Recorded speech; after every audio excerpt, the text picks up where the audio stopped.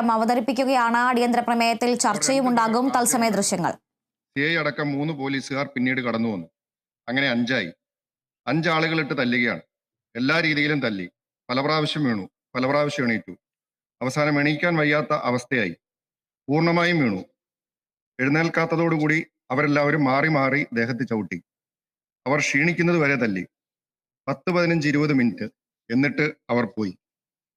Sir, ഈ നിയമസഭയിലെ ഒരു അംഗം തനിക്ക് നേരിടേണ്ടി വന്ന ക്രൂരമായ പോലീസ് മർദ്ദനത്തെക്കുറിച്ച് ഈ നിയമസഭയിൽ നടത്തിയ പ്രസംഗം അതേ അംഗം ഇന്ന് കേരളത്തിന്റെ ആഭ്യന്തര വകുപ്പ് കൈകാര്യം ചെയ്യുമ്പോൾ അദ്ദേഹത്തിന്റെ കീഴിലുള്ള കേരള പോലീസ് സുജിത്ത് എന്ന് പറയുന്ന ഒരു ചെറുപ്പക്കാരനെ, 29 വയസ്സുള്ള ഒരു ചെറുപ്പക്കാരനെ മൃഗീയമായി തല്ലിച്ചതച്ചു എന്ന് നമുക്ക് വിശ്വസിക്കാൻ സാധിക്കും. ആ മൃഗീയമായ പോലീസ് മർദ്ദനത്തിന്റെ ദൃശ്യങ്ങളാണ് കഴിഞ്ഞ ദിവസം കേരളം കണ്ടത്. സർ, എന്താണ് നടന്നത്? 2023 ഏപ്രിൽ 6-നാണ് സംഭവം. രാത്രി വൈകി റോഡരികില് തൃശ്ശൂർ പൂരത്തിന്റെ വീഡിയോ കണ്ടിരുന്ന സുഹൃത്തുക്കളെ ഏതാനും ചിലരുമായിട്ട് പോലീസ് ഒരു തർക്കത്തിൽ ഏർപ്പെടുകയാണ്. സ്വാഭാവികമായും ഒരു പൊതുപ്രവർത്തനം എന്ന നിലയിൽ അവര് സുജിത്തിനെ വിളിക്കുകയും സുജിത്ത് അവിടെ സ്ഥലത്തെത്തുകയുമാണ്. സർ, അദ്ദേഹം വിചാരിച്ചത് പ്രധാനമന്ത്രിയെയും മുഖ്യമന്ത്രിമാരെയും മന്ത്രിമാരെയും ഒക്കെ ചോദ്യം ചെയ്യാൻ അവകാശമുള്ള ഒരു ജനാധിപത്യ രാജ്യത്തിൽ നികുതി പണത്തിൽ നിന്ന് ശമ്പളം മേടിക്കുന്ന പോലീസുകാരെ ചോദ്യം ചെയ്യാനുള്ള അവകാശമുണ്ട് എന്ന് ആ പാവം തെറ്റിദ്ധരിച്ചു പോയി. അതിന്റെ അടിസ്ഥാനത്തിൽ അദ്ദേഹം ചോദ്യം ചെയ്തപ്പോൾ, നീ ആരടാ ഇത് ചോദിക്കാൻ എന്ന് പോലീസ്, യൂത്ത് കോൺഗ്രസിന്റെ മണ്ഡലം പ്രസിഡന്റാണ്, ക്ലബിന്റെ പ്രസിഡന്റാണ് എന്നൊക്കെ പറഞ്ഞു. നീ അധികം നേതാവ് കളിക്കണ്ട എന്ന് പറഞ്ഞ് സുജിത്തിന്റെ തോളിൽ കയറി പിടിക്കുന്ന പോലീസുകാരൻ. സർ, രാജഭരണകാലത്തെ രാജാവിന്റെ ചോദ്യം ചെയ്യപ്പെടാൻ പാടില്ലാത്ത പടയാളികളാണ് ഈ പോലീസുകാർ, യൂണിഫോം ഇട്ട ആളുകളെന്ന് ഈ പാവപ്പെട്ട സുജിത്ത് കരുതിയില്ല സർ. ആ സുജിത്ത് പറഞ്ഞു, ദേഹത്ത് തൊട്ട് കളിക്കണ്ട, കാര്യങ്ങൾ പറഞ്ഞാൽ മനസ്സിലാകുമെന്ന് പറഞ്ഞു. ഉടനെ ഈ പോലീസുകാരൻ സുജിത്തിനെ ബലമായി വണ്ടിയിൽ പിടിച്ചു കയറ്റി വണ്ടിയിലിട്ട് മർദ്ദിക്കുകയാണ്. സ്റ്റേഷനിലേക്ക് ശരിയാക്കി തരാമെന്ന് പറഞ്ഞ് സ്റ്റേഷൻ വരെ മർദ്ദിച്ചതിന് ശേഷം സ്റ്റേഷനിൽ കൊണ്ടുപോയി സ്റ്റേഷനകത്ത് ചെന്ന് ക്രൂരമായി മർദ്ദിക്കുന്ന ദൃശ്യങ്ങൾ നമ്മളെല്ലാവരും കാണുകയായി. സർ, സുജിത്തിന്റെ വാക്കുകളിൽ ആദ്യത്തെ അടിയിൽ തന്നെ ബോധം പോകുന്നത് പോലെയായി. ചെവിയിലായിരുന്നു ആദ്യത്തെ അടി. ആ അടിയിലാണ് കർണപടം പൊട്ടിയത്. സർ, അതിനുശേഷം എന്താ നടന്നത്? CCTV ദൃശ്യങ്ങൾക്ക് മുമ്പിൽ നടന്നിട്ടുള്ള ആ മർദ്ദനങ്ങളുടെ ദൃശ്യങ്ങൾ നമ്മൾ എല്ലാവരും കണ്ടതാണ്. സർ, അതിനുശേഷം CCTV പതിയാത്ത ഭാഗത്തേക്ക് സുജിത്തിനെ കൊണ്ടുപോയി അവിടെ വെച്ച് ക്രൂരമായ മർദ്ദനത്തിന് സുജിത്ത് വീണ്ടും വിധേയമായി. 5 പേര് കൂട്ടമായി മർദ്ദിക്കുകയാണ്. നിലത്ത് ഭിത്തിയിൽ ചാരിയിരിക്കാൻ ആവശ്യപ്പെട്ടു. കാല് നീട്ടിവെപ്പിച്ച് കാലിന്റെ അടിയിൽ 15 തവണ അടിച്ച ശേഷം എഴുന്നേറ്റ് നിന്ന് ചാടാൻ പറഞ്ഞു. സർ, എഴുന്നേറ്റ് നിന്ന് ചാടാൻ പറഞ്ഞു. 3 തവണ ഇത് ആവർത്തിച്ചു. വെള്ളം ചോദിച്ചപ്പോൾ വെള്ളം പോലും കൊടുക്കാൻ തയ്യാറായിട്ടില്ല. സർ, അങ്ങനെ 45-ലധികം തവണയാണ് ഈ സുജിത്തിനെ ആ പോലീസ് സ്റ്റേഷനിൽ അകത്തിരുത്തി ഈ 5 പോലീസുകാരും മൃഗീയമായി മർദ്ദിച്ചത്. സർ, ഇതെല്ലാം പോരാഞ്ഞിട്ട് സുജിത്തിന്റെ മേല് കള്ളക്കേസ് കെട്ടിവെച്ച് ജയിലിൽ അടയ്ക്കാനും ഈ പോലീസ് ഗൂഢാലോചന നടത്തിയ ക്രിമിനൽ സംഘമായ വാർത്തർ. സർ, ഇത് നീതിബോധമുള്ള ഒരു ന്യായാധിപൻ CRPC 202 അനുസരിച്ച് കേസെടുത്തതുകൊണ്ടും സുജിത്തും വർഗീസിയേട്ടനും ഉൾപ്പെടെയുള്ള ആളുകളുടെ നിരന്തരമായ നിയമ പോരാട്ടം നടത്തിയത് ഒന്നുകൊണ്ടും മാത്രമാണ് ഈ കേസ് ഇന്ന് പുറം ലോകം അറിഞ്ഞത്, ഈ വിഷയം ഇന്ന് പുറം ലോകം അറിഞ്ഞത്. സർ, ആഭ്യന്തര വകുപ്പും പോലീസും ഒക്കെ എന്ത് നടപടിയാണ് സാർ എടുത്തത്? ഈ വിഷയത്തില് സസ്പെൻഡ് ചെയ്ത് മാതൃക കാണിച്ചു എന്ന് ദയവ് ചെയ്ത് പറയരുത്. കാരണം ഈ വിഷയത്തിൽ പോലീസിന് ആത്മാർത്ഥത ഉണ്ടായിരുന്നുവെങ്കിൽ ഇത് പോലീസിന്റെ ഡിപ്പാർട്ട്മെന്റൽ എൻക്വയറിയിൽ പോലീസിന് ബോധ്യപ്പെട്ടിട്ടുള്ള കാര്യമാണ്. ഈ ദൃശ്യങ്ങൾ ഉൾപ്പെടെ പോലീസിന്റെ മേലാളന്മാർ ഡിപ്പാർട്ട്മെന്റൽ എൻക്വയറിയുടെ ഭാഗമായിട്ട് കണ്ടിട്ടുണ്ടാവണമല്ലോ. അപ്പോഴൊന്നും ഇവർക്കെതിരെ ഒരു നടപടിയും എടുക്കുവാനായിട്ട് പോലീസ് തയ്യാറായിട്ടില്ല. ഈ ക്രൂരമായ മർദ്ദനത്തിന്റെ വീഡിയോ അത് പുറം ലോകം കണ്ടതിന്റെ ജാള്യത മറയ്ക്കാൻ വേണ്ടി മാത്രമാണ് ഇപ്പോൾ സസ്പെൻഷൻ എന്ന പേരിൽ ഒരു നടപടി എടുത്തിരിക്കുന്നത്. സർ, എന്ത് നടപടിയാണ് പോലീസ് ആദ്യം സ്വീകരിച്ചത്? ഇവരെ സ്ഥലം മാറ്റി എന്നാണ് പറയുന്നത്. സർ, ട്രാൻസ്ഫർ ഒരു പണിഷ്മെന്റ് ആണോ? കുന്നംകുളം സ്റ്റേഷന്റെ അതിർത്തി പങ്കിടുന്ന ഒരു പോലീസ് സ്റ്റേഷനിലേക്ക് ട്രാൻസ്ഫർ ചെയ്തിട്ട് പറയുകയാണ് ഡിപ്പാർട്ട്മെന്റൽ നടപടി എടുത്തിരുന്നു എന്ന്. സർ, സെക്രട്ടേറിയറ്റിന്റെ 1ാമത്തെ നിലയിൽ നിന്ന് 2ാമത്തെ നിലയിലേക്ക് ട്രാൻസ്ഫർ ചെയ്തു എന്ന് പറയുന്നത് പോലെ ഉള്ള നടപടിയാണ് പോലീസ് സ്വീകരിച്ചത്. ഈ ദൃശ്യങ്ങൾ, ഈ ക്രൂരമായ ദൃശ്യങ്ങൾ, മനുഷ്യ മനസാക്ഷിയെ ഞെട്ടിക്കുന്ന ദൃശ്യങ്ങൾ പുറത്തു വന്നതിന് ശേഷമാണ് ഇപ്പോൾ പോലീസ് ഇതിനകത്ത് എന്തെങ്കിലും നടപടി എടുക്കുവാനായിട്ട് ഇപ്പോൾ തയ്യാറാവുന്നത്. സർ, കേരള പോലീസ് നിയമത്തിലെ സെക്ഷൻ 86(1)(c) പ്രകാരം no person shall be eligible for appointment as a police officer or shall have the right to continue in employment as a police officer if that person is found mentally, physically or behaviorally unfit for carrying out the duties of police. ബഹുമാനപ്പെട്ട മുഖ്യമന്ത്രി, police ക്ലബിലെ punching ബാഗിൽ ഇടിക്കുന്ന ലാഘവത്തോടു കൂടി മജ്ജയും മാംസവുമുള്ള സുജിത്ത് എന്ന ചെറുപ്പക്കാരന്റെ ശരീരത്തിൽ ക്രൂരമായി മർദ്ദിച്ച SI Noman, CPOമാരായ Sajeevan, Sandeep, Sasidharan, ഈ പോലീസുകാർ കേരളത്തിലെ മുഴുവൻ പോലീസ് സേനയ്ക്കും അപമാനമാണ് എന്ന് മാത്രമല്ല, they are completely unfit to carry out their duties as police officers. അതുകൊണ്ട് ഒരു നിമിഷം വൈകാതെ ഈ പോലീസ് ഉദ്യോഗസ്ഥരെ കേരള പോലീസിൽ നിന്നും നീക്കം ചെയ്യാനായിട്ടുള്ള നടപടി സംസ്ഥാനത്തിന്റെ മുഖ്യമന്ത്രി സ്വീകരിക്കണമെന്നാണ് എനിക്ക് പറയുവാനുള്ളത്. എന്നിട്ട് ഇവർ ചെയ്തത് എന്താണ് സാർ? ഇവർ ചെയ്തത് ഈ CCTV ദൃശ്യങ്ങൾ പുറത്തു കൊടുക്കാതിരിക്കാൻ വേണ്ടിയിട്ടുള്ള എല്ലാ പണിയും എടുക്കുകയാണ്. ഈ കേസിന്റെ കാലയളവിനുള്ളില് അത് പണം കൊടുത്ത് സുജിത്തിന് 20 ലക്ഷം രൂപ വരെ കൊടുത്ത് ഈ കേസ് ഒതുക്കി തീർക്കാനുള്ള ശ്രമം ഈ പോലീസുകാർ നടത്തുകയാണ്. എന്തൊരു നാണക്കേടാണ് സാർ കേരളത്തിലെ പോലീസ് ഇവിടെ ഈ കുന്നംകുളം സംഭവവുമായി ബന്ധപ്പെട്ടുകൊണ്ടുണ്ടായിരിക്കുന്നത്. നമുക്ക് മനസാക്ഷിയുള്ള ആളുകൾക്ക് കണ്ടു നിൽക്കാൻ സാധിക്കുന്ന തരത്തിലുള്ള അക്രമമാണ് അവിടെ നടന്നത്. ബഹുമാനപ്പെട്ട മുഖ്യമന്ത്രി പറഞ്ഞില്ലേ 5 പോലീസുകാർ അദ്ദേഹത്തെ മർദ്ദിച്ചുവെന്ന്. അതേ 5 പോലീസുകാര് അതേ രീതിയിൽ തന്നെ അദ്ദേഹം മുഖ്യമന്ത്രി ആയിരിക്കുമ്പോൾ, ആഭ്യന്തര വകുപ്പ് കൈയാളുമ്പോൾ ക്ഷേത്രത്തിലെ പൂജാരിയായിട്ടുള്ള സുജിത്ത് എന്ന് പറയുന്ന ചെറുപ്പക്കാരനെ ഇത്ര മൃഗീയമായി മർദ്ദിക്കുന്നത് അദ്ദേഹത്തിന്റെ കാലയളവിൽ കാണേണ്ടുന്ന സാഹചര്യം കേരളത്തിൽ ഉണ്ടായില്ലേ സാർ? അടുത്തത് പുറത്തു വന്നത് പീച്ചിയിലെ മർദ്ദനത്തിന്റെ ദൃശ്യങ്ങൾ. എന്താണ് വിഷയം? ഹോട്ടലിൽ ഭക്ഷണം കഴിക്കാൻ എത്തിയ ആള് ദിനേശ് എന്നയാളും ഹോട്ടൽ ജീവനക്കാരുമായി തർക്കം. എന്താ തർക്കം? ബിരിയാണി ഇഷ്ടപ്പെട്ടില്ല, അതിന്റെ പേരിലുള്ള തർക്കമാണ്. അത് പോലീസ് സ്റ്റേഷനിലെത്തുന്നു. ഹോട്ടൽ ജീവനക്കാരെ വിളിച്ചു വരുത്തി പോലീസ് ഭീഷണിപ്പെടുത്തുന്നു, മർദ്ദിക്കുന്നു. അതേ തുടർന്ന് ഹോട്ടലിന്റെ ഉടമ ഔസേപ്പും മകൻ പോളും സ്റ്റേഷനിലെത്തുന്നു. SI രതീഷ് എന്ന് പറയുന്നയാള് അവരെ ഭീഷണിപ്പെടുത്തുകയാണ്, അവരെ മർദ്ദിക്കുകയാണ്. അവരോട് എന്താണ് പറയുന്നത്? വധശ്രമത്തിനും പോക്സോ കേസും ഉൾപ്പെടെ നിങ്ങളുടെ മേൽ ചുമത്തുമെന്ന് പറഞ്ഞ് ഒരു SI ഈ കേസിൽ വന്നിരിക്കുന്ന ആളുകളെ ഭീഷണിപ്പെടുത്തുന്ന കാഴ്ച നമ്മൾ കാണുകയാണ്. സാർ ഒടുവിൽ എന്താ പറയുന്നത്? കേസ് ഒത്തുതീർക്കാൻ വേണ്ടിയിട്ട് 5 ലക്ഷം രൂപ കൊടുക്കണമെന്ന് പറയുകയാണ്.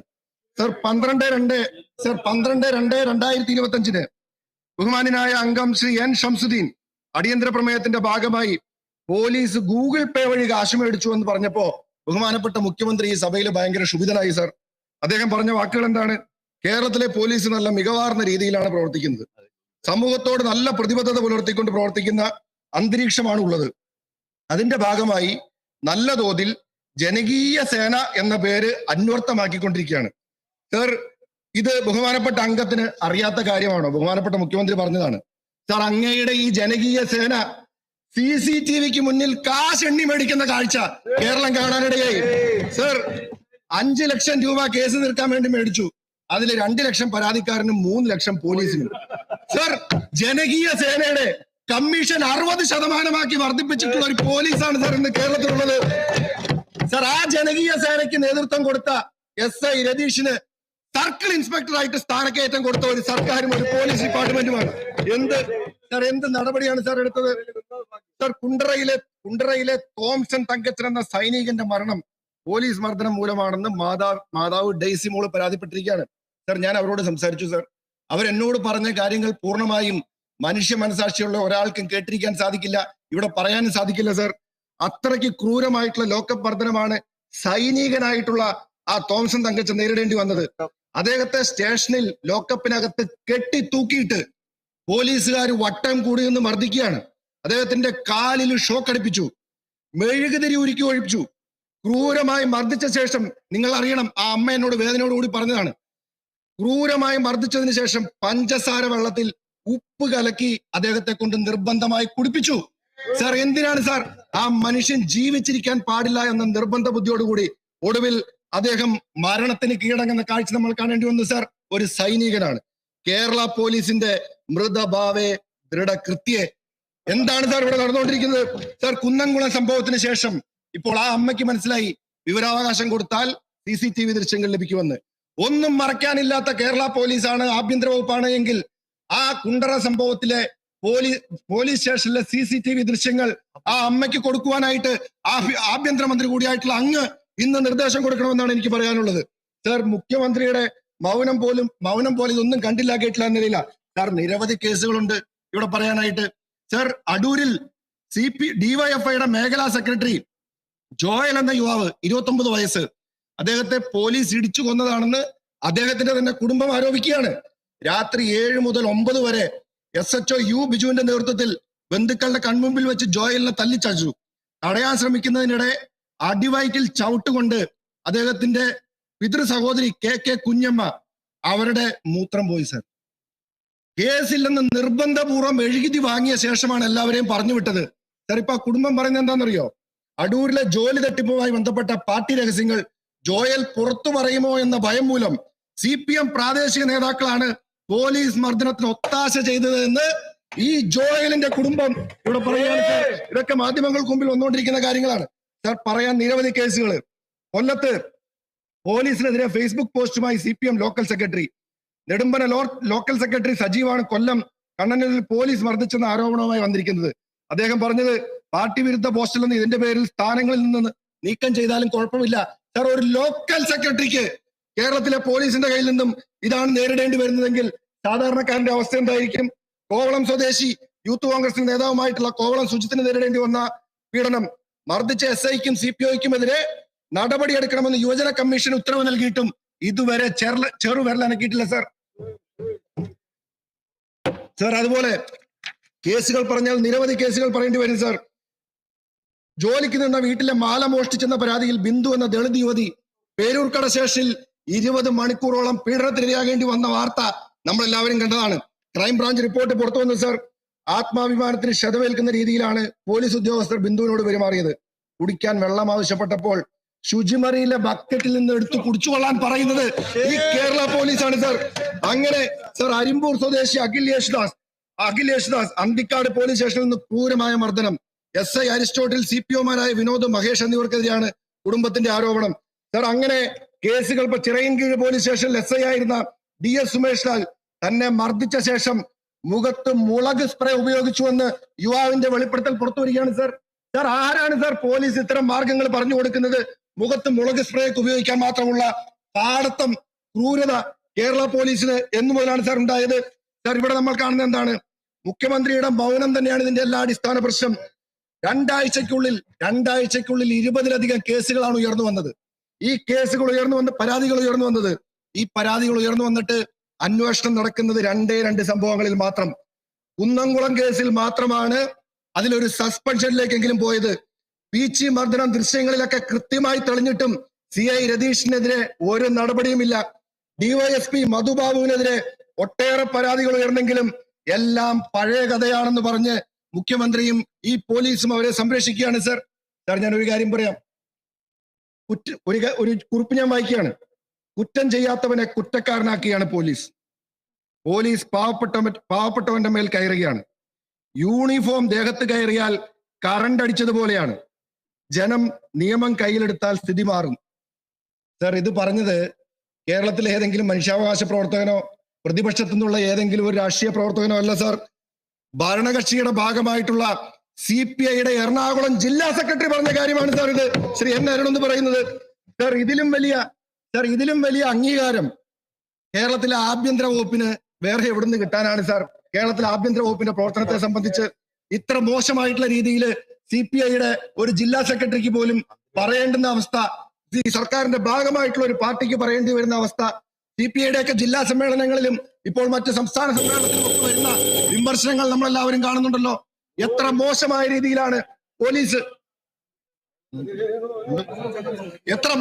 രീതിയിലാണ് പോലീസിന്റെ ഭാഗത്തു നിന്നും, ഞാൻ സമയത്ത് അവസാനിപ്പിച്ചോളാം, പോലീസിന്റെ ഭാഗത്തു നിന്നും ഈ ആളുകൾക്ക്, കേരളത്തിലെ സാധാരണ ജനങ്ങൾക്ക് പീഡനങ്ങൾ അനുഭവിക്കേണ്ടി വരുന്നതെന്ന് മുഴുവൻ ആളുകളും പറഞ്ഞുകൊണ്ടിരിക്കുകയാണ്. സർ, അതുകൊണ്ട് എനിക്ക് സൂചിപ്പിക്കാനുള്ളത് ഇതെല്ലാം പോലീസിനെ അപമാനിക്കാനും പോലീസിന്റെ ആത്മവീര്യം കെടുത്താനുമാണെന്നുള്ള അങ്ങയുടെ ക്ലീശ മറുപടി പറഞ്ഞ് ഇത് അവസാനിപ്പിക്കുന്നു. സർ, പോലീസ് എന്ത് കൊള്ളരുതായ്മ ചെയ്താലും അതിനെ ഒറ്റപ്പെട്ട സംഭവമാക്കി ന്യായീകരിക്കുന്ന മുഖ്യമന്ത്രി തന്നെയാണ് പോലീസിന്റെ ഈ അധപതനത്തിന് കാരണമെന്ന കാര്യത്തിൽ ഒരു സംശയവുമില്ല. സർ, ഇന്ന് കേരളത്തിലെ പോലീസ് ഡിപ്പാർട്ട്മെന്റിൽ എന്താ നടന്നുകൊണ്ടിരിക്കുന്നത്? ഉദ്ദിഷ്ട കാര്യത്തിന് ഉപകാര സ്മരണ എന്ന രീതിയിലാണ് പോലീസിലെ കാര്യങ്ങൾ. പാർട്ടിക്കും മുഖ്യമന്ത്രിക്കും വിനീത വിധേയന്മാരായ ആളുകൾക്ക് എന്തും ചെയ്യാം. തൃശൂർ പൂരം കലക്കാൻ സർ 2.5 മിനിറ്റ് ഉണ്ട്. നോ 50 എവിടെ നോ വളരെ ക്ലിയർ ആയി പറഞ്ഞു. കൺക്ലൂഡ് ചെയ്യാം സർ, തൃശൂർ പൂരം കലക്കാൻ കൂട്ടുന്നാലും എന്ത് സംഭവിക്കും സർ? സർ, ഞാൻ അതുകൊണ്ട് ഒറ്റ കാര്യം പറഞ്ഞ് അവസാനിപ്പിക്കുകയാണ് സർ. അതുകൊണ്ട് എനിക്ക് ബഹുമാനപ്പെട്ട മുഖ്യമന്ത്രിയോട് പറയാനുള്ളത്, കേരളത്തിലെ ആഭ്യന്തര വകുപ്പിന്റെ കടിഞ്ഞാൺ ഇനിയെങ്കിലും അങ്ങ് ഏറ്റെടുക്കണം. അല്ലെങ്കിൽ കേരളത്തിലെ ഏറ്റവും കൂടുതൽ കാലം ആഭ്യന്തര വകുപ്പിനെ നിയന്ത്രിച്ചു വന്ന ഖ്യാതി ശ്രീ പി ശശിക്കും കേരളത്തിലെ ആഭ്യന്തര വകുപ്പിനെ ആരോഗ്യ വകുപ്പിനെയും വനംവകുപ്പിനേക്കാളും മോശമാക്കി എന്നുള്ള അപഖ്യാതി അങ്ങേക്ക് നേരിടേണ്ടി വരും. അതുകൊണ്ട് ഈ വിഷയം ഇതിന്റെ ഗൗരവം പരിഗണിച്ച് ഈ പോലീസുകാരെ അടിയന്തരമായി അടിയന്തര പ്രമേയം 2023 ഏപ്രിൽ മാസം 5-ാം തീയതി നടന്നു എന്ന് പറയുന്ന ഒരു സംഭവത്തെ കുറിച്ചാണ്. ഒരുവിധ അടിയന്തര പ്രാധാന്യവും ഈ സംഭവത്തിൽ നിലനിൽക്കുന്നില്ല. ആരോപിക്കപ്പെട്ട സംഭവം നടന്നതിന് ശേഷം 2023 ആഗസ്റ്റ് 7 മുതൽ ഈ സഭയുടെ 9ാം സമ്മേളനവും 2024 ജനുവരി 25 മുതൽ 10ാം സമ്മേളനവും 2024 ജൂൺ 10 മുതൽ 11ാം സമ്മേളനവും 2024 ഒക്ടോബർ 24 മുതൽ 12ാം സമ്മേളനവും 2025 ജനുവരി 17 മുതൽ 13ാം സമ്മേളനവും നടന്നു. യൂത്ത് കോൺഗ്രസിന്റെ ഒരു നേതാവിനെ പോലീസ് സ്റ്റേഷനിൽ വെച്ച് മർദ്ദിച്ചു എന്ന ആരോപണം സംബന്ധിച്ച് മേൽപ്പറഞ്ഞ സഭാ സമ്മേളനങ്ങളിൽ ഒന്നും ഉന്നയിക്കാത്ത വിഷയമാണ് ഇപ്പോൾ 2.5 വർഷം കഴിഞ്ഞ് 14ാം സമ്മേളനത്തില് ഉന്നയിക്കുന്നത്. ഇത് അവതാരകനും അല്ലെങ്കിൽ കോൺഗ്രസിന് യാതൊരു പ്രാധാന്യവുമില്ലാത്ത കാര്യമാണ്. രാഷ്ട്രീയ പ്രചരണത്തിന് വേണ്ടി മാത്രമാണ് ഇത് അവതരിപ്പിക്കുന്നത് എന്നത് വ്യക്തമാണ്. ആരോപിക്കപ്പെട്ട സംഭവത്തില് പോലീസിന് കിട്ടിയ പരാതിയിൽ പോലീസ് അന്വേഷണം നടത്തുകയും കുറ്റാരോപിതർക്കെതിരായി തെളിവുകളുടെ അടിസ്ഥാനത്തിൽ നിയമാനുസരണം അച്ചടക്ക നടപടി സ്വീകരിക്കുകയും ചെയ്തിട്ടുള്ളതാണ്. ഇതൊരു വിഷയം സഭ നിർത്തിവെച്ച് അങ്ങനെ ചർച്ച ചെയ്യണം എന്ന് ഉന്നയിക്കുന്നത് തന്നെ UDFന്റെ വിഷയദാരിദ്ര്യമാണ് എന്നതാണ് എനിക്ക് ഉന്നയിക്കാനുള്ളത്.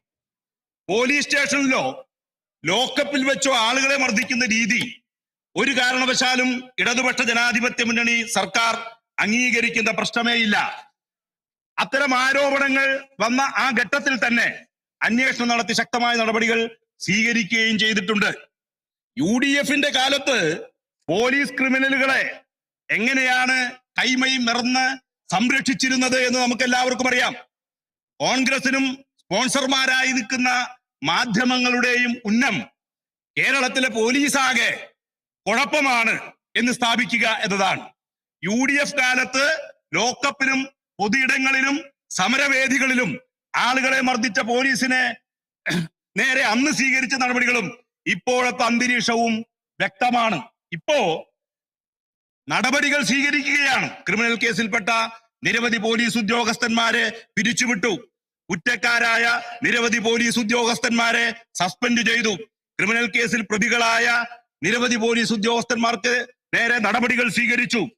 എന്നാൽ UDFന്റെ നയങ്ങളിൽ ആവേശം കൊണ്ട് ചില പോലീസുകാർ അല്ലെങ്കിൽ സേനയിലെ ചില ആളുകൾ തെറ്റായ നിലപാടുകൾ സ്വീകരിക്കുന്ന ഒറ്റപ്പെട്ട ശ്രമങ്ങൾ ഉണ്ടാകുന്നുണ്ട്. അത്തരം നിലപാടുകൾ സ്വീകരിച്ചവർക്കെതിരെ ശക്തമായ നടപടി സ്വീകരിച്ച് തിരുത്തുക തന്നെ ചെയ്യും എന്നതാണ് ഈ ഗവൺമെന്റിന്റെ നിലപാട്. കുന്നംകുളം പോലീസ് സ്റ്റേഷനില് സുജിത്തിന് മർദ്ദനമേറ്റു എന്ന് പറയുന്ന വിഷയം ശ്രദ്ധയിൽപ്പെട്ട ഉടനെ മുഖ്യമന്ത്രി ഇടപെട്ട് ബന്ധപ്പെട്ടവരെയെല്ലാം തന്നെ സർവീസിൽ നിന്ന് സസ്പെൻഡ് ചെയ്യുകയുണ്ടായി. എന്തേ ഈ 2.5 വർഷമായി നിങ്ങൾ ഈ വിഷയം മുഖ്യമന്ത്രിയുടെ ശ്രദ്ധയിൽപ്പെടുത്താതെ പോയത്? അതിന് ഉത്തരവാദി ആരാണ്?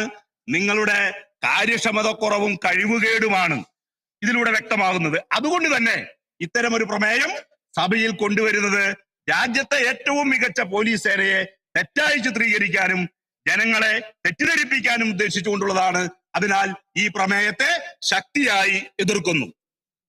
നമുക്കറിയാം, ഈ കുന്നംകുളത്ത് അല്ലെങ്കിൽ തൃശ്ശൂരിലൊക്കെ ഇപ്പൊ നടക്കുന്നത് നമ്മുടെ ഈ ഗോളാന്തര സിനിമയിലെ ഒരു രംഗാണ്. ഗോളാന്തര സിനിമ. അപ്പൊ അതില് ഈ മുരിങ്ങച്ചോട്ടിൽ രമേശൻ നായർ എന്നുള്ള കഥാപാത്രമാണ് മമ്മൂട്ടിയുടേത്.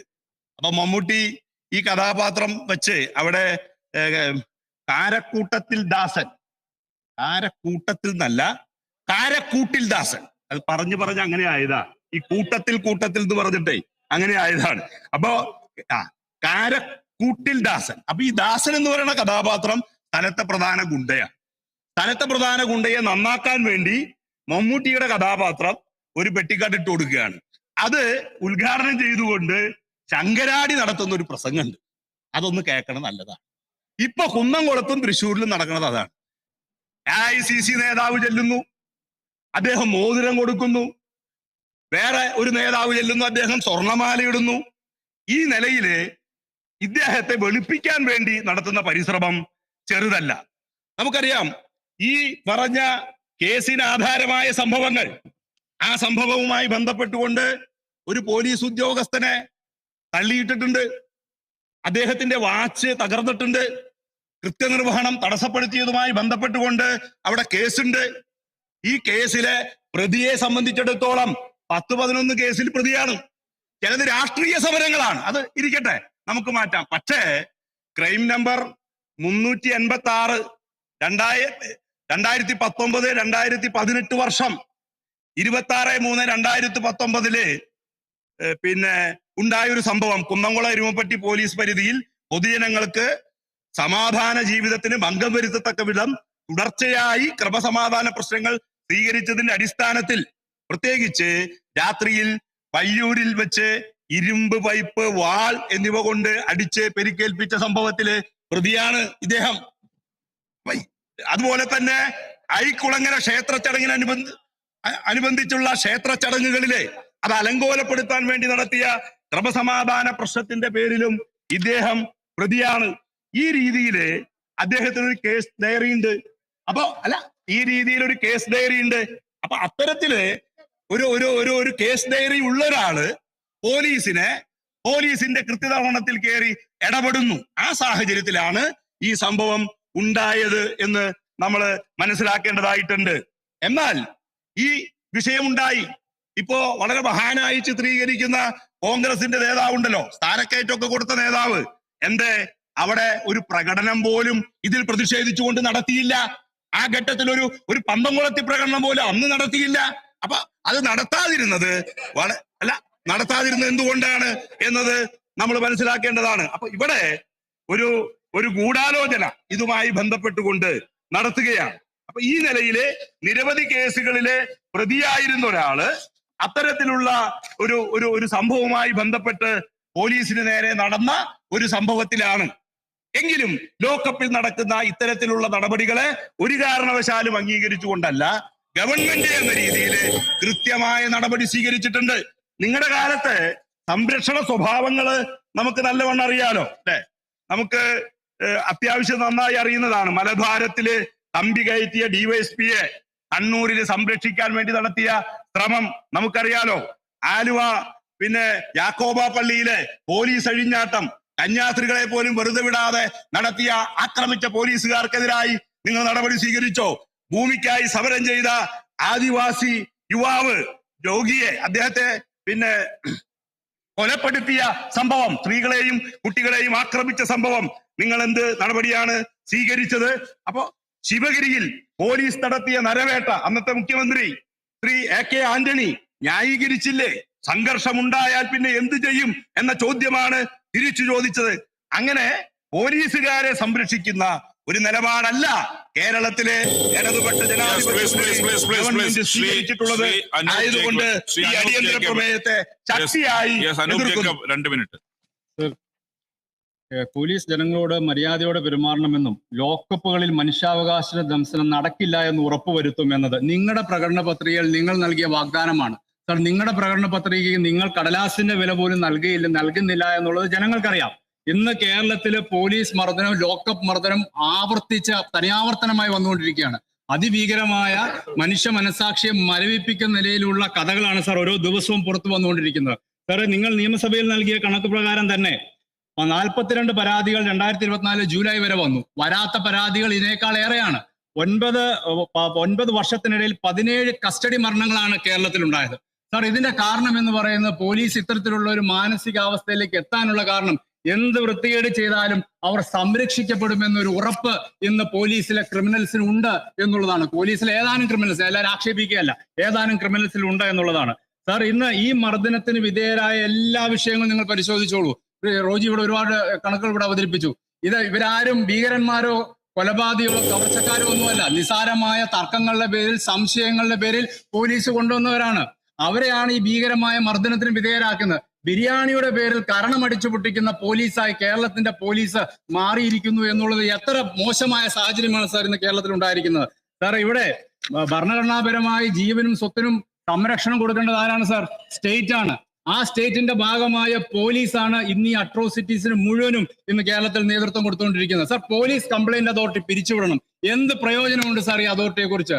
അവർക്കൊരു ശുപാർശ ചെയ്യാൻ പോലും കഴിയാത്ത സാഹചര്യത്തിലേക്ക് വന്നിരിക്കുന്നു. ഇതിന്റെ കണക്ക് പ്രകാരം നമ്മൾ നോക്കിക്കഴിഞ്ഞാൽ ഇന്ന് നൽകിക്കൊണ്ടുവന്നിരിക്കുന്ന പരാതികളുടെ എണ്ണം തന്നെ, പോലീസ് കംപ്ലൈന്റ് അതോറിറ്റിക്ക് വരുന്ന പരാതികളുടെ എണ്ണം തന്നെ ഗണ്യമായി കുറഞ്ഞിരിക്കുന്നു. കാരണം പരാതി കൊടുത്തിട്ട് കാര്യമില്ല. ഇത് ആരോടാണ് സാർ പരാതി പറയാൻ കഴിയുന്നത്? ഈ പരാതി പറഞ്ഞാൽ എന്ത് നടപടി എടുക്കാൻ കഴിയും സാർ? ഒരു നടപടിയും ഉണ്ടാവുന്നില്ല. ഇവർക്ക് സ്ഥലമാറ്റം എന്നുള്ളത് ബഹുമാനപ്പെട്ട മുഖ്യമന്ത്രി മനസ്സിലാക്കേണ്ടത് അവർക്കെതിരെ നടപടിയല്ല. അവർക്കെതിരെയുള്ള സസ്പെൻഷനോ ഡിസ്മിസലോ അടക്കമുള്ള നടപടിയിലേക്കാണ് പോകുന്നത്. CCTV നമ്മൾ കണ്ടതാണ്. അതിഭീകരമായ അവസ്ഥയാണ് ഇത്തരത്തിലുള്ള വ്യക്തികൾക്ക് പോലീസ് സ്റ്റേഷനുകൾ നേരിടേണ്ടി വന്നിട്ടുള്ളതെന്ന് സൂചിപ്പിക്കാൻ ഈ അവസരം ഞാൻ വിനിയോഗിക്കുകയാണ്. ശ്രീ ചന്ദ്രശേഖരൻ, അങ്ങേക്ക് 10 മിനിറ്റ്. സാർ, ആധുനിക കാലത്ത് ഏത് വെല്ലുവിളിയെയും നേരിടാൻ കഴിയുന്ന പോലീസാണ്, അത് ഏറ്റെടുത്ത് നിർവഹിക്കാൻ കഴിയുന്ന പോലീസ് സേനയാണ് കേരളത്തിലേതെന്ന് എല്ലാവരും അംഗീകരിക്കുന്ന കാര്യമാണ്. പോലീസ് സേനയിൽ ഉണ്ടായിട്ടുള്ള ഏറ്റവും അടുത്ത കാലത്തുണ്ടായിട്ടുള്ള മുന്നേറ്റം, അവിടെ നടത്തിയിട്ടുള്ള പ്രവർത്തനങ്ങളെല്ലാം ഈ സന്ദർഭത്തിൽ നമുക്ക് വിലയിരുത്തേണ്ടതുണ്ട് എന്നാണ് ഞാൻ ആഗ്രഹിക്കുന്നത്. സാർ, ഈ കുറ്റാന്വേഷണ മികവിൽ കേരളത്തിലെ പോലീസ് ഒന്നാമതാണ് എന്ന് ഈ രാജ്യത്ത് അംഗീകരിക്കപ്പെട്ടു കഴിഞ്ഞ കാര്യമാണ്. അതുപോലെ തന്നെ അത് കഴിഞ്ഞ ദിവസം ഒട്ടേറെ കേസുകളിൽ ദീർഘകാലമായി കുറ്റക്കാരെ കണ്ടെത്താൻ കഴിയാത്ത കേസുകൾ, കുറ്റവാളികളായ ആളുകളെ കണ്ടെത്തി അവരുടെ പേരിൽ നടപടി സ്വീകരിക്കാനും നിയമത്തിന്റെ മുമ്പിൽ കൊണ്ടുവരാനും ആവശ്യമായ നടപടികൾ സ്വീകരിച്ചത് ഈ കാലഘട്ടത്തിലാണ്. സർ, പോലീസ് നയം, ഇടതുപക്ഷ ജനാധിപത്യ മുന്നണിയുടെ പോലീസ് നയം എന്ന് പറയുന്നത് ജനപക്ഷ നിലപാട് സ്വീകരിക്കുന്ന നയമാണ്.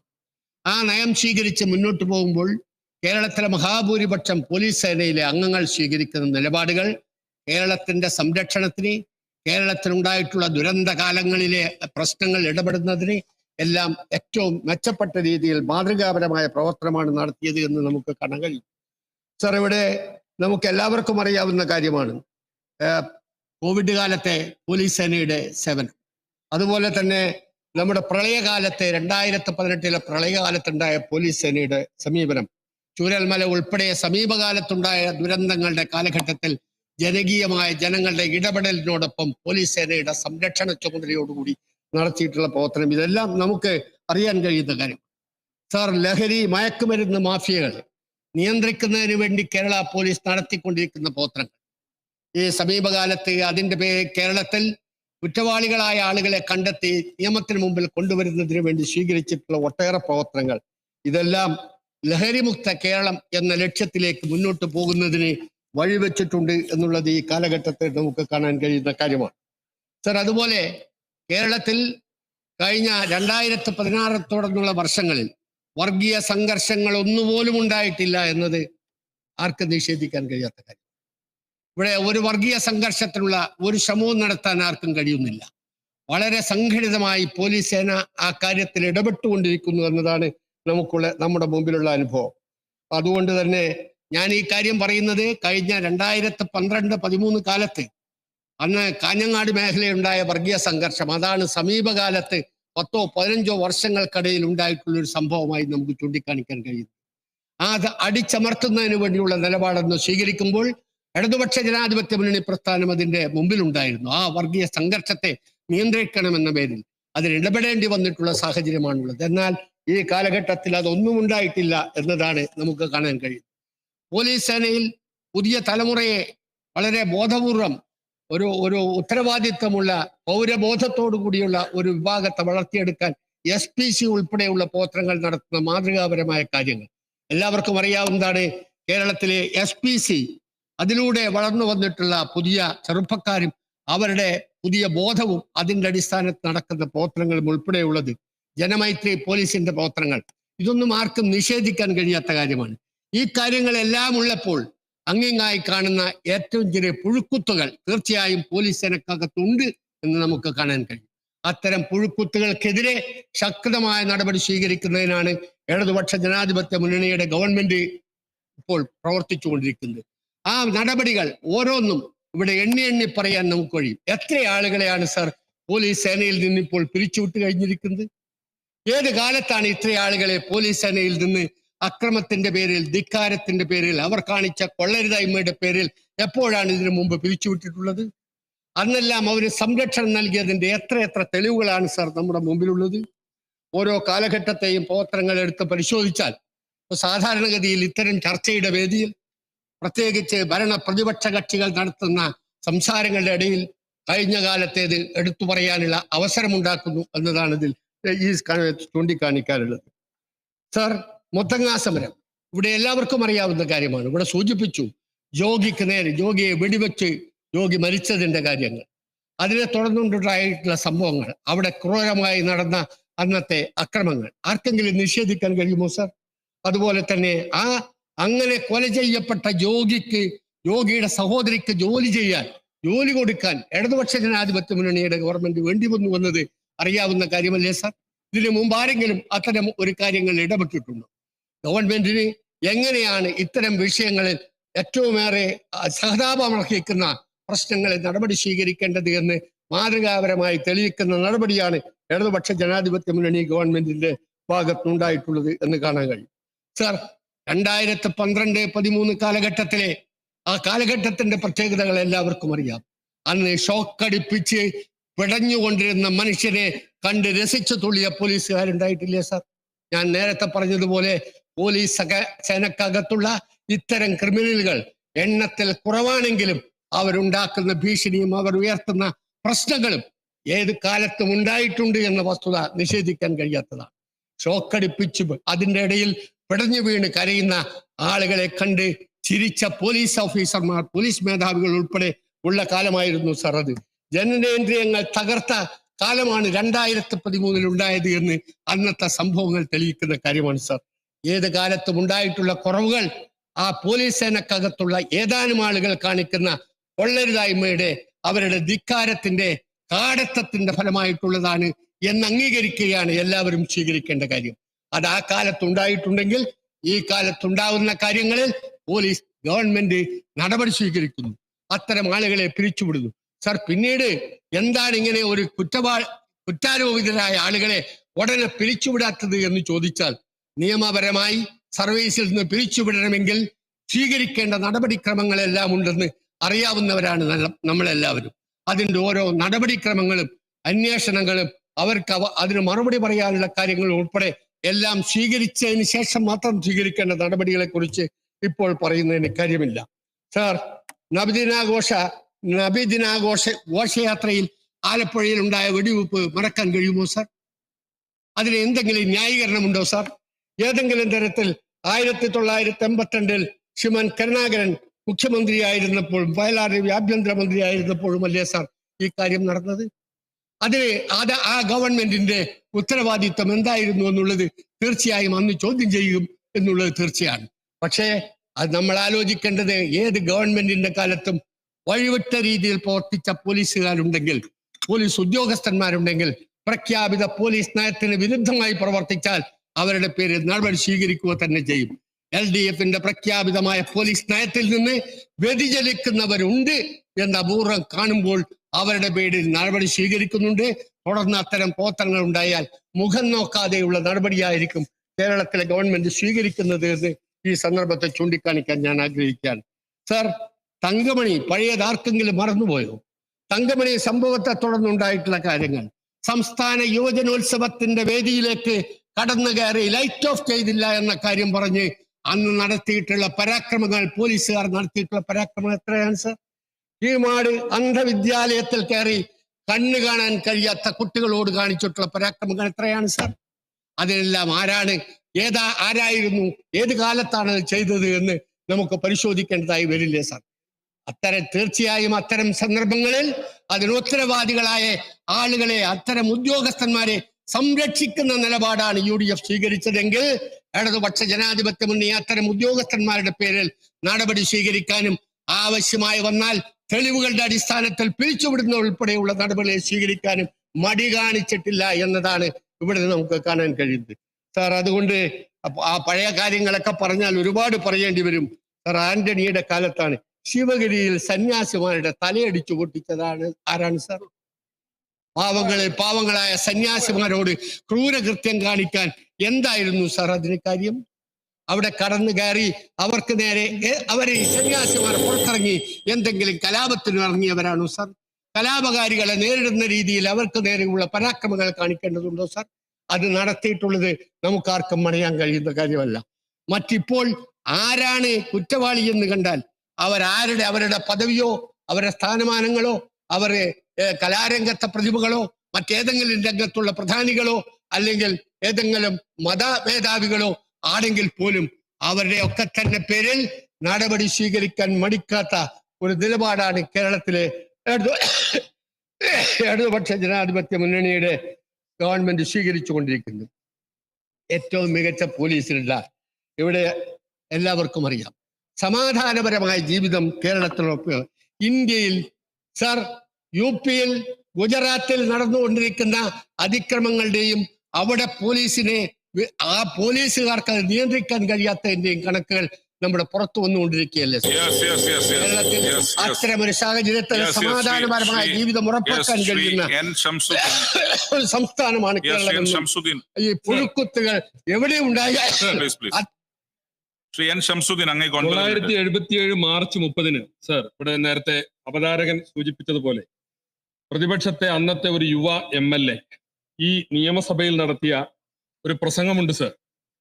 തനിക്ക് അടിയന്തരാവസ്ഥക്കാലത്ത് പോലീസിൽ നിന്ന് ഏൽക്കേണ്ടി വന്ന പീഡനങ്ങളെ സംബന്ധിച്ച് അദ്ദേഹത്തിന് ഏൽക്കേണ്ടി വന്ന മർദ്ദനങ്ങളെ കുറിച്ചെല്ലാം പറഞ്ഞുകൊണ്ട് അദ്ദേഹം നടത്തിയ പ്രസംഗത്തിന്റെ കോപ്പിയാണ് സാർ എൻ്റെ കയ്യിലുള്ളത്.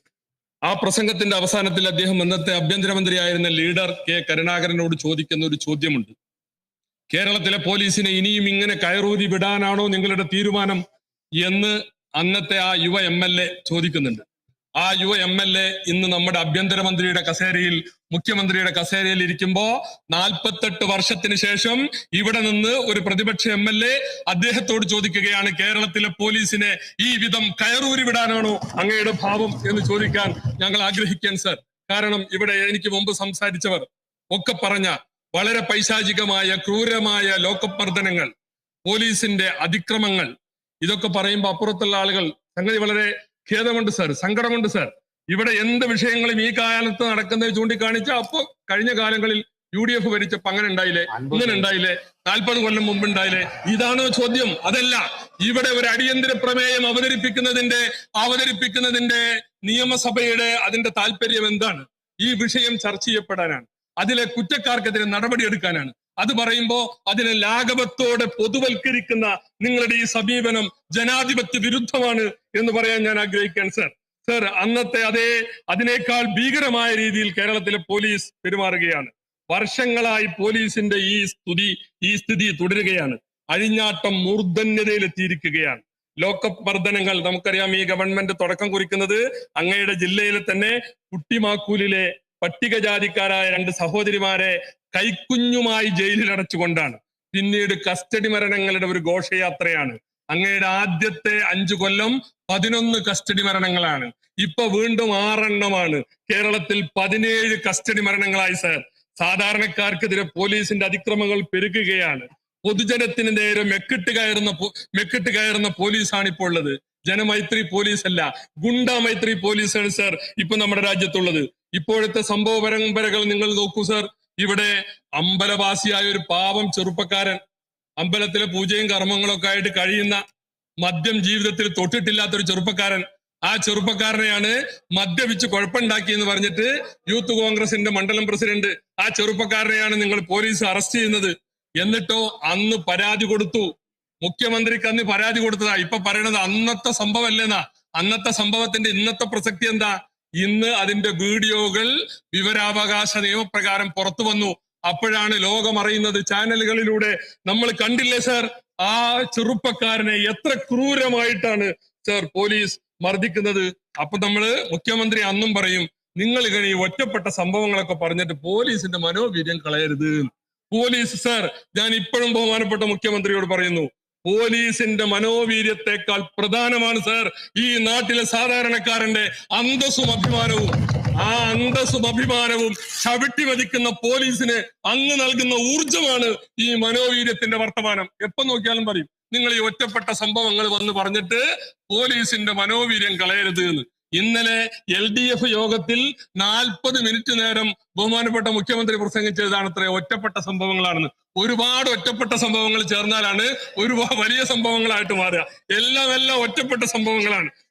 സർ ഇങ്ങനെ ന്യായീകരിക്കരുത് സർ. അത് കഴിഞ്ഞ് നമ്മളെ ഞെട്ടിക്കുന്ന മറ്റൊരു വാർത്ത കണ്ടു. പീച്ചിയിലെ ഹോട്ടൽ മാനേജർ പരാതി കൊടുക്കാൻ പോയതാ. ഒരു ജെന്റിൽമാൻ, എത്ര പാവപ്പെട്ട ഒരു മനുഷ്യൻ, ഒരു ജെന്റിൽമാൻ, അയാൾ മുഖത്തടിക്കുന്നത് നമ്മൾ കണ്ടില്ല സർ. പോലീസ് പച്ചക്കായലുടെ മുഖത്തടിക്കുകയാണ്, പരസ്യമായിട്ട് കൈക്കൂലി ചോദിക്കുകയാണ്. സർ ഇതാ നമ്മുടെ നാട്ടിൽ വരുന്ന പത്രങ്ങൾ, ആ പത്രങ്ങളില് ഒക്കെ കാണുന്ന ചിത്രം ഇതാ പോലീസ് ആ മനുഷ്യന് ഹോട്ടൽ മാനേജറെ മുഖത്തടിക്കുന്നു. 2 പോലീസ് സ്റ്റേഷനിൽ ഇപ്പൊ എന്താ പണി? 5 ലക്ഷം ഉറുപ്യ വാങ്ങിയിട്ട് വീതം വെക്കാണ്. ഇതാ ചിത്രം വരുന്നത്. 5 ലക്ഷം രൂപ വീതം വെക്കുന്ന ചിത്രമാണ് സർ നമുക്കിവിടെ കാണാൻ കഴിയുന്നത്. അങ്ങനെ ആ മാനേജറെ, അയാളെ തെരഞ്ഞു വന്ന ഉടമയുടെ മകനെ ഒക്കെ ക്രൂരമായി മർദ്ദിക്കുന്ന ചിത്രം. കോഴിക്കോട് മുസ്ലിം ലീഗിന്റെ ഒരു പ്രാദേശിക നേതാവ് മാമുക്കോയെ മെഡിക്കൽ കോളേജ് പോലീസ് ഇതാ വലിച്ചിഴിച്ചു കൊണ്ടുപോകുന്ന ചിത്രമാണ് സർ ഇവിടെ ഞങ്ങൾക്ക് കാണാൻ സാധിക്കുന്നത്. ആലപ്പുഴയിൽ ഒരു DYSP ഉണ്ട്. ഈ ജാതി പോലീസുകാരാണ് നിങ്ങളെ കൂട്ടുകാര്. എന്താണ് പേര്? മധു ബാബു. ഒരു സൈനികനെ, ഈ രാജ്യത്തിന് കാവൽ നിൽക്കുന്ന ഒരു സൈനികനെ ക്രൂരമായി മർദ്ദിച്ചത് നമ്മളിപ്പോ ഈ അടുത്ത് കണ്ടു. ഒരു കുടുംബ കേസുമായി ബന്ധപ്പെട്ട് ഒരു അഭിഭാഷകനെ വിളിച്ച് ക്രൂരമായി ആക്രമിച്ചത് ഈ DYSPയുടെ ഒരു ഹോബിയാണ്. ഈ DYSP അടക്കമുള്ള നിങ്ങളുടെ പോലീസുകാരൊക്കെ ഇപ്പൊ നല്ല ENT സ്പെഷ്യലിസ്റ്റുകളാണ്. നല്ല ചെവി കണ്ട അവർ കയറി അടിക്കും. എല്ലാവരും ENT സ്പെഷ്യലിസ്റ്റുകളാണ്. മുമ്പൊരു സിനിമയിലുണ്ട്, അവിടെ സിനിമയുടെ കഥ പറഞ്ഞ മാതിരി മുമ്പൊരു സിനിമയിൽ മാന്യമായി തുണി എടുത്തത് കണ്ടാൽ ദിലീപ് അത് വലിച്ചൂരി ഓടുന്ന ഒരു ഇതുണ്ട്. അപ്പൊ ദിലീപിന്റെ മുമ്പിൽ തുണി എടുത്തു പോകാൻ ആളുകൾക്ക് ഒരു പ്രയാസമാണ് അതിലെ ആ കഥാപാത്രത്തിൽ. എന്നതുപോലെയാണ് ചെവിയുമായി പോലീസ് സ്റ്റേഷനിൽ പോകാൻ പറ്റാത്ത സ്ഥിതിയാണ്. ചെവി അടിച്ചു പൊട്ടിക്കുന്ന ENT സ്പെഷ്യലിസ്റ്റുകളാണ്. ഈ സംഭവങ്ങളിലൊക്കെ നമുക്ക് അത് കാണാൻ കഴിയും സാർ. വടക്കാഞ്ചേരിയിലെ പോലീസ് KSUക്കാരെ കൊണ്ടുപോയത് എമ്മാതിരി കൊണ്ടുപോല. അജ്മൽ അമീർ കസബിനെ വലിയ ഭീകരവാദികളൊക്കെ കൊണ്ടുപോണ മാതിരി മുഖം മുഴുവനും കറുത്ത മുഖം മൂടിയിട്ടിട്ടാണ് സാർ കൊണ്ടുപോയത്. SFIക്കാർക്ക് തലോടലും KSUക്കാരെ ഈ വിധമാണ് നിങ്ങൾ ചെയ്യുന്നത്. എന്തിന്? യൂത്ത് കോൺഗ്രസിന്റെ ജില്ലാ പ്രസിഡന്റ് നേമം സജീറിനെ എത്ര ക്രൂരമായിട്ടാണ് SI സമ്പത്ത് എന്ന് പറയുന്ന ആൾ മർദ്ദിച്ചത്. പരാതി തന്നില്ലേ? നിങ്ങൾ വല്ല നടപടിയും സ്വീകരിച്ചോ? 7 വർഷത്തിന് ശേഷമാണ് കേസെടുത്തത്. കോടതി പോയിട്ട് 7 വർഷത്തിന് ശേഷം കസ്റ്റഡി മരണങ്ങൾ. വരാപ്പുഴയിലെ വിനായകൻ എന്ന് പറയുന്ന ദളിത് യുവാവ് പോലീസ് മർദ്ദനത്തിൽ കൊല്ലപ്പെട്ടു. ഞങ്ങൾ തന്നെ ഇവിടെ അവതരിപ്പിച്ച അടിയന്തര പ്രമേയമുണ്ട്. താനൂരിലെ താമിർ ജിഫ്രി എത്ര പൈശാചികമായിട്ട് മലദ്വാരത്തിൽ പോലും ലാത്തി കയറ്റിയ പോലീസാണ് അങ്ങയുടെ പോലീസ്. വളരെ ക്രൂരമായി. അന്ന് ഞങ്ങൾ ഇവിടെ ആവശ്യപ്പെട്ടു കൊലക്കുറ്റത്തിന് കേസെടുക്കണമെന്ന്. നിങ്ങൾ പറഞ്ഞു പറ്റൂലാന്ന്. പക്ഷേ ഇപ്പൊ CBI വന്നില്ലേ? കൊലക്കുറ്റത്തിന് കേസെടുത്തില്ലേ? നിങ്ങൾ സംരക്ഷിക്കാൻ നിന്ന് മലപ്പുറം SP സുജിത് ദാസ് കേസിൽ പ്രതിയായില്ലേ? ഇതൊക്കെ അന്ന് ഞങ്ങൾ അസംബ്ലിയിൽ പറഞ്ഞതാണ്. അപ്പൊ അപ്പോഴും നിങ്ങൾ പറയും പോലീസിന്റെ വീര്യം കെടുത്തരുത്, ഇവരൊക്കെ നല്ല പോലീസാണെന്ന്. ആ പോലീസും നിങ്ങളും തമ്മിലുള്ള ഒരു രാഷ്ട്രീയമായ അവിശുദ്ധ ബന്ധമുണ്ട്. അത് തന്നെയാണ് ഇതിനൊക്കെ നിങ്ങൾ പലതിനും പോലീസിന് ഉപയോഗിക്കുന്നുണ്ട്. സ്വപ്ന സുരേഷ് വെളിപ്പെടുത്താൻ പോകാന്ന് പറഞ്ഞപ്പോ മധ്യസ്ഥം പറയാൻ പോയത് ആരാ? കേരളത്തിലെ ഉന്നതനായ ഒരു പോലീസാണ്. അപ്പൊ പോലീസിനെ കൊണ്ട് നിങ്ങൾ ഈ ജാതി പണിയെടുപ്പിക്കുമ്പോ പോലീസ് കാണിക്കുന്ന തോന്നിയാസങ്ങൾക്ക് അംഗീകരിക്കേണ്ടി വരും. അത് കഴിഞ്ഞിട്ട് പിന്നെ നമ്മൾ കണ്ടു ADGP അജിത് കുമാറിന്റെ ഇടപെടലുകൾ. RSSന്റെ നേതാവ് ദത്താത്രേയ ഹൊസ്ബിളയുമായി സംസാരിച്ചത്, റാം മാധവുമായി സംസാരിച്ചത്, പൂരം കലക്കിയത്. ഇതിലൊക്കെ അജിത് കുമാറിന്റെ പങ്ക് എന്താണെന്ന് എല്ലാവർക്കും അറിയാം. ആർക്ക് വേണ്ടി അജിത് കുമാർ ഇത് ആർക്ക് വേണ്ടിയാ ചെയ്തത് സർ? അതുപോലെ തന്നെ അങ്ങനെയുള്ള ഒട്ടനവധി സംഗതികൾ. ഇപ്പോ CPIയുടെ നേതാവ് ശ്രീ ചന്ദ്രശേഖരൻ ഇവിടെ പ്രസംഗിച്ചു, പോലീസൊക്കെ വളരെ ഭദ്രമാണെന്ന്. അദ്ദേഹത്തിന്റെ സമ്മേളനത്തോട് നീതി പുലർത്തണമായിരുന്നു. CPIയുടെ സംസ്ഥാന സമ്മേളനം കഴിഞ്ഞു. ഏറ്റവും കൂടുതൽ വിമർശിക്കപ്പെട്ടത് പോലീസാണ്. അവിടെ നിന്നും കടന്ന് ഞങ്ങൾ പത്രത്തിൽ വായിച്ചതാണ്. ഞങ്ങൾ അതിനകത്ത് വന്നിട്ട് രഹസ്യവർക്കൊന്നും നടത്തിയിട്ടില്ല. ഞങ്ങൾ അവിടുന്ന് കേട്ടതാണ്. മുഖ്യമന്ത്രിക്കെതിരെയാണ് ഏറ്റവും രൂക്ഷമായ വിമർശനം.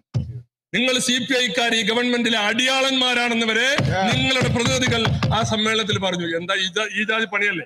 സമ്മേളനത്തിന്റെ വികാരം ഒന്ന് ഇവിടെ വന്നിട്ട് പ്രത്യേകിക്കുന്നത് മറ്റൊരു രീതിയിൽ. സർ ഞാൻ അവസാനിപ്പിക്കുകയാണ്. സർ ഇങ്ങനെ പോലീസിനെ കയറൂരി വിട്ട് വലിയ അതിക്രമങ്ങളാണ് ഈ നാട്ടിൽ നടക്കുന്നത്.